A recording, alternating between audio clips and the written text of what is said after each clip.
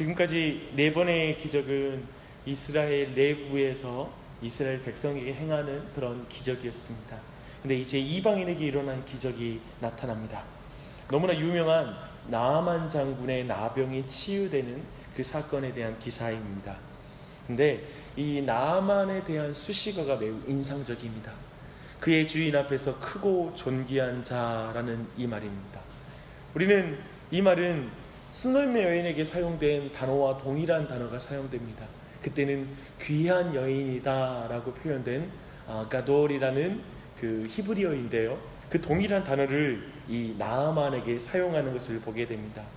하지만 나아만 장군은 그의 주인인 아람 왕에게 존중받는 사람이었지요.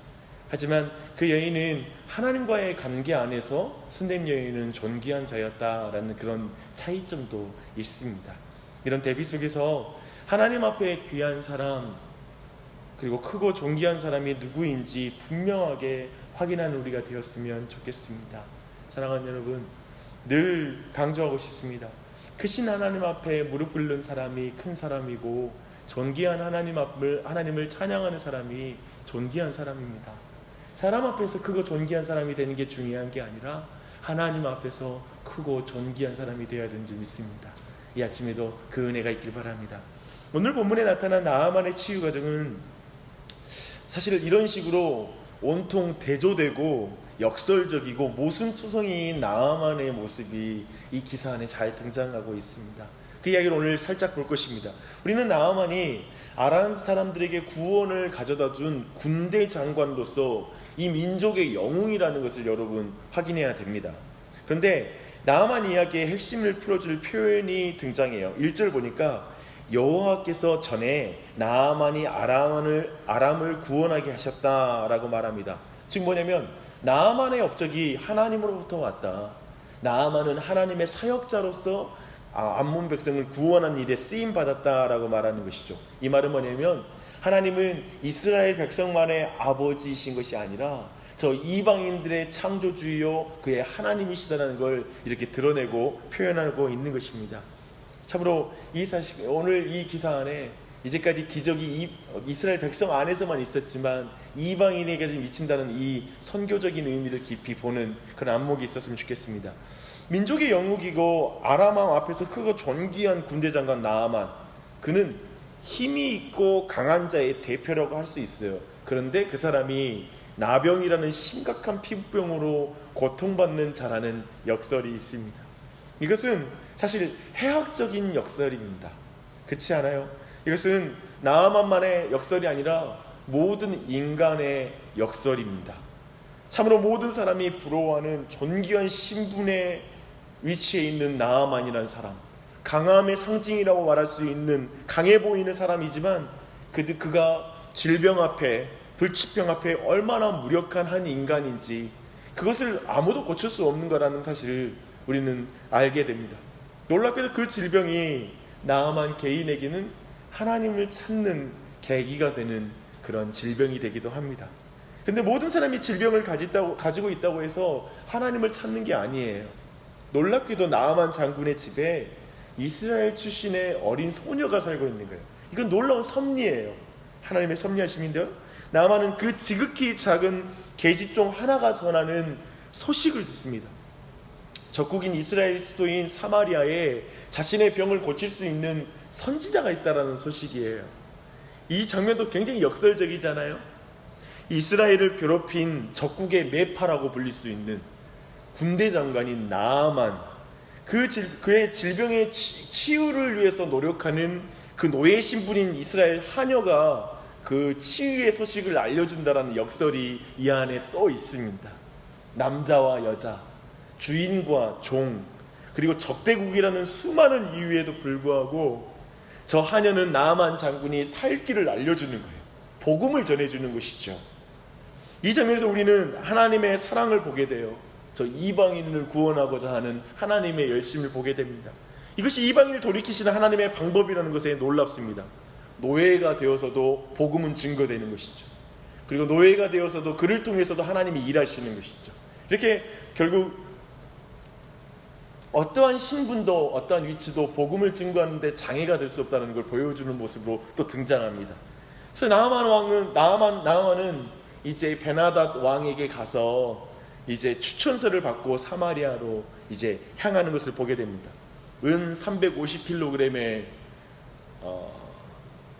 그 신기한 그런 보상금을 가지고 가고 있고요. 금 50kg, 의복 10벌이라는 엄청난 선물을 들고 지금 갑니다. 그러나 나아만의 나병을 고쳐내라는 아람 왕의 친서는 그저 지금 이스라엘 왕에게는 그저 전쟁을 일으키기 위해서 트집 잡는 것처럼 밖에 보이지 않습니다. 분명 나아만은 왕에게 이스라엘 하녀에게서 들은 사마리아 선지자에 대한 내용을 언급했지 않을까 싶어요. 그렇게 본다면 내가 사람을 죽이고 살리는 하나님이냐라는 이 왕의 외침은 일견 바른 말이죠. 그리고 바른 자기 위치를 정확히 아는 것이죠. 하지만 그가 살아계시는 하나님의 선지자가 있다는 사실에 위로와 해결책을 발견하지 못하는 거예요. 선지자를 찾아야죠. 그리고 그에게 부탁할 생각을 하지 않고 그저 옷을 찢으면서 신하들과 정치적으로의 해결책을 모색하려고 그냥 말을 던질 뿐이에요.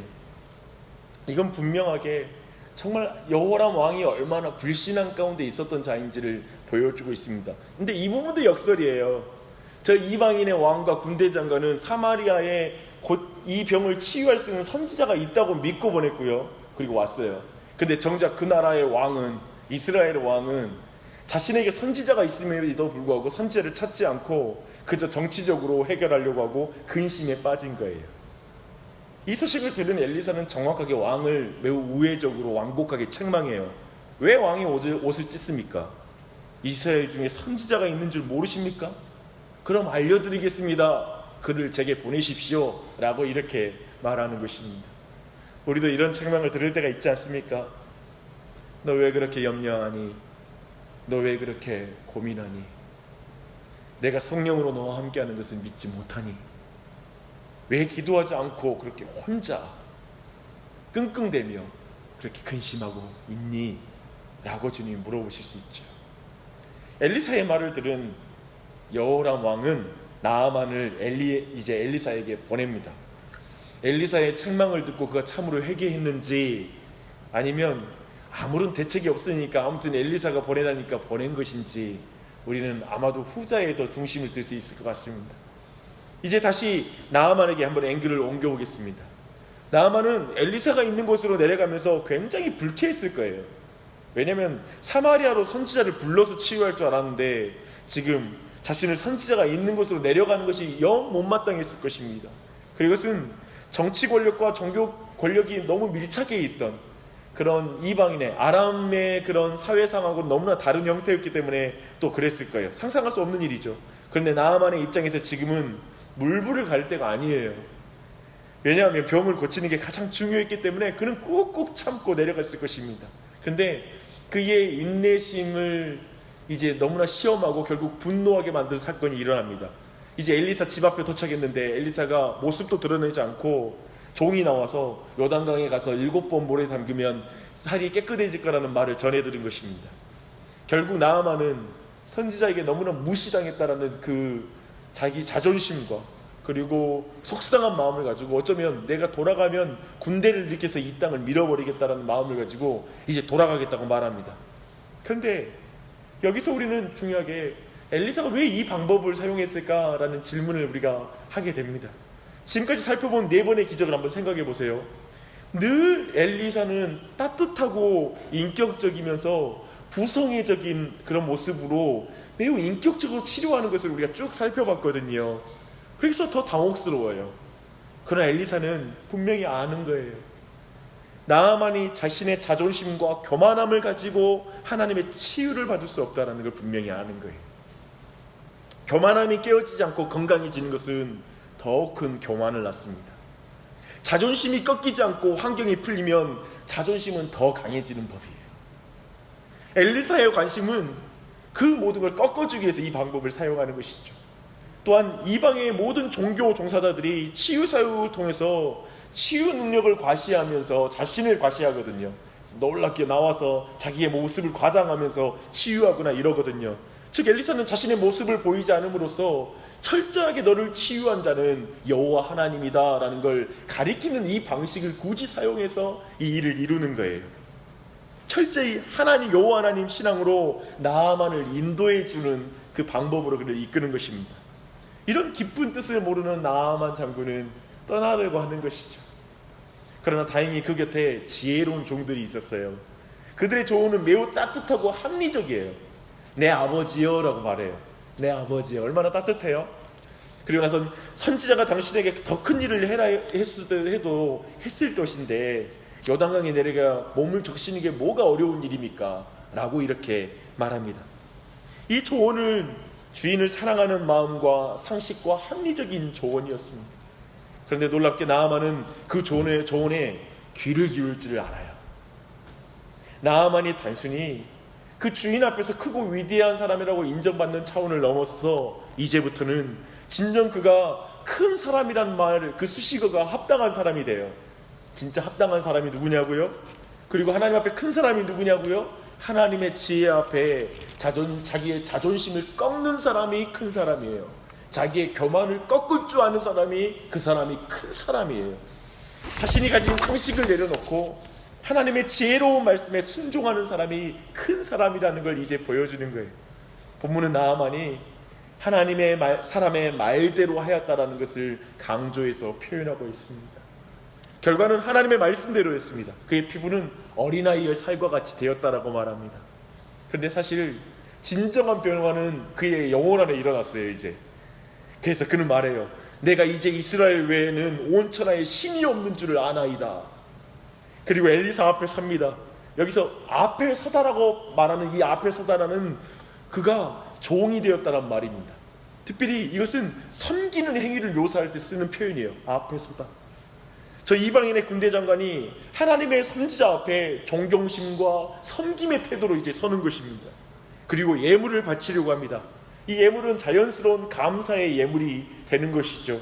하지만 엘리사는 아마도 당시 이방인들의 모든 치유 사역자들이 돈 받고 그 짓을 했거든요. 그래서 늘 사람들한테 그들을 보상해주는 차원도 아마도 엘리사는 이런 모든 이방인의 개념의 신관을 깨뜨리려고 철저하게 그걸 받지 않습니다. 그리고 이 모습 가운데 이제 이 나아만은 더 감동해요.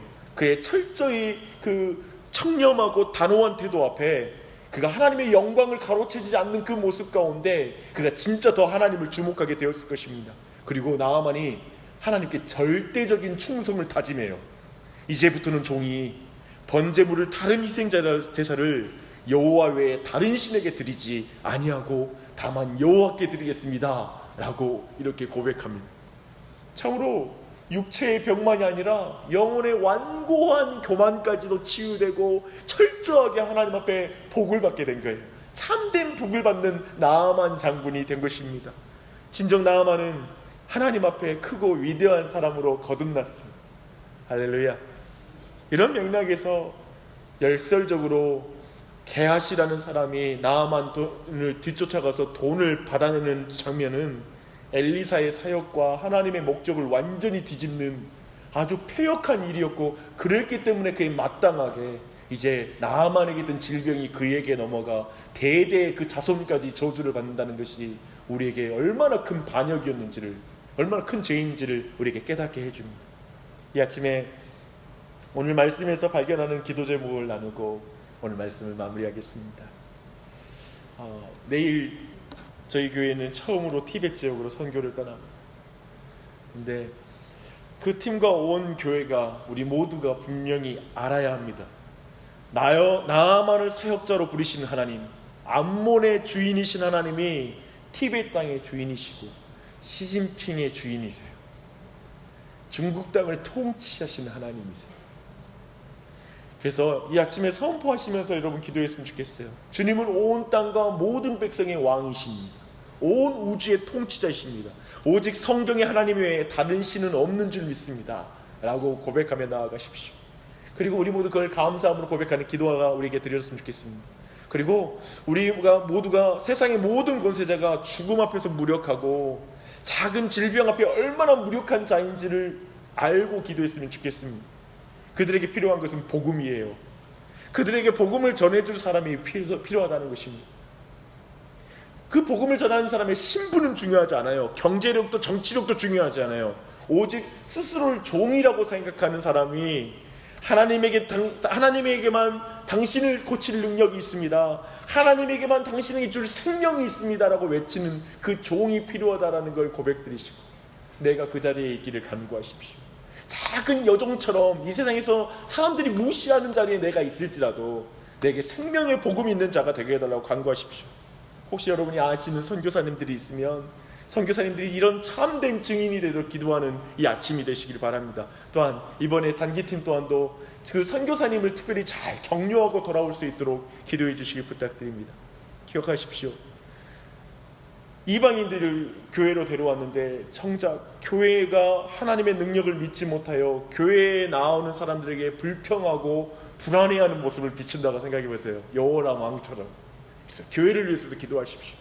이방인들이 믿지 않는 자들이 나왔을 때 그들에게 진정한 나눌 먹을 것과 믿음이 있는 교회가 되게 해달라는 간구도 오늘 말씀 안에서 발견할 수 있습니다. 특별히 우리 자녀와 자신과 교회가 육체적인 병만 치유되는 것이 아니라 영적으로 오직 하나님의 종이 되므로 크고 위대한 자가 되게 해달라고 기도하시면 좋겠습니다. 얼마나 큰 은혜입니까? 혹시라도 게하시처럼 주님의 영광을 가로채서 결국 자자손손까지 저주를 받는 가문이 아니라 우리 자신이 믿음의 부모로 늘 주님 앞에 무릎 꿇고 주님의 지혜 앞에 기대는 크고 위대한, 하나님 보시기에 크고 위대한 부모가 되게 해달라고 간구하는 이 아침 되시기 바랍니다. 사실은 저는 여러분들 너무나 귀하게 생각합니다. 이렇게 기도하는 게 얼마나 귀한지 모릅니다. 하나님 보실 때 크고 이 위대한 믿음의 사람으로 계속 기도하는 자를 지키시며 주님께 나아가는 여러분이 되시길 바랍니다. 기도하겠습니다. 하나님 아버지, 너무 감사합니다. 우리가 세상 앞에 크고 위대한 자라고 평가받고 세상 왕 앞에서 존귀한 자라고 칭찬받는 것보다 창조주 하나님 앞에 너는 내 아들이다, 너는 내가 너를 지명하여 불렀나니 너는 내 것이라 라고 불러주는 그것이 우리에게 가장 큰 정체성이고 가장 벅찬 은혜임을 고백합니다. 그래서 이제 우리가 예수 그리스도의 이름으로 기도할 수 있는 이 아침을 주시니 감사합니다. 이 한날 세상 사람과 동일하게 고난이 우리에게 닥칠지라도 세상 사람과 전혀 다른 것은 우리에게 예수님의 이름이 있는 것인 줄 믿습니다. 그래서 고난을 당하는 자를 볼 때, 야, 예수님이 저에게 생명을 줄 텐데, 저가 예수님을 만나야 되는데 라고 마음을 먹는 저 이스라엘의 작은 여종처럼, 주님 이방 땅에 있는 저 여종처럼 우리 자신도 이 세상 속에서 그러한 종 되게 하여 주시옵소서. 고난 닥칠 때, 주변의 사람들을 볼 때, 모든 문제를 볼 때 기도해야 되는 문제로 주님에게 희망이 있고 주님에게 말씀에 모든 능력이 있다는 걸 믿는 믿음이 우리 안에 있게 하여 주시옵소서. 그러함으로 주님 오늘 이 아침에도 주변에 있는 많은 사람들을 위해서 중보적 기도를 드리고 돕는 기도를 하고 하나님의 은혜를 간구할 때 우리의 기도를 사용하여 주시옵소서. 하나님 아버지, 우리가 게하시처럼 주님 영광을 가리고 저주받는 자가 되지 말게 하여 주시고, 도리어 주님의 영광을 드러내고 주님, 우리의 육체만이 아니라 영적인 병까지 치유되는 그 능력을 우리 가정과 교회와 그리고 우리 이웃들에게 나타나게 해달라고 간구하는 이 아침이 되게 하여 주시옵소서. 기도하는 한 사람 한 사람을 주님이 도와주셔서, 성령님을 통하여 도와주셔서 그 기도가 온전히 드려질 수 있도록 마음을 붙잡아 주시고, 이 아침에 기도할 때도 기도 제목이 생각나게 해주시고, 그 기도 제목 가운데 내 마음이 먼저 감동되어지고 오직 예수님의 이름에 소망이 있다는 믿음 가운데 믿음으로 감사함으로 담대하게 기도할 수 있도록 은혜 베풀어 주시옵소서. 하나님께서 특별히 내일 출발하는 티벳 러브 티벳 팀 가운데 함께 해주셔서 담임 목사도 함께 인솔하고 다녀옵니다. 주님, 다음 주 금요일까지 돌아오는 때까지 안전 가운데 지켜주시고 이 걸음을 통하여 정말 주님의 복음을 더욱 깨닫고 은혜를 받는 팀이 될 수 있게 해주시고 하나님을 더 깊이 만나고 돌아오게 해주시옵소서. 또한 오늘 내일 초등부 여름 성경학교가 있습니다. 성경학교에 놀라운 은혜를 베풀어 주셔서 그 자리 가운데도 많은 은혜를 우리 참여하는 모든 어린아이 우리 초등부 지체들에게 베풀어 주시고 선생님과 그리고 배우진 목사님 가운데도 성령님의 충만하심 가운데 모든 일을 기쁨으로 감당할 수 있도록 은혜 베풀어 주시옵소서. 이 아침에 기도하오니 주님이 함께 하실 줄 믿습니다. 예수님의 이름 받들어 기도합니다. 아멘.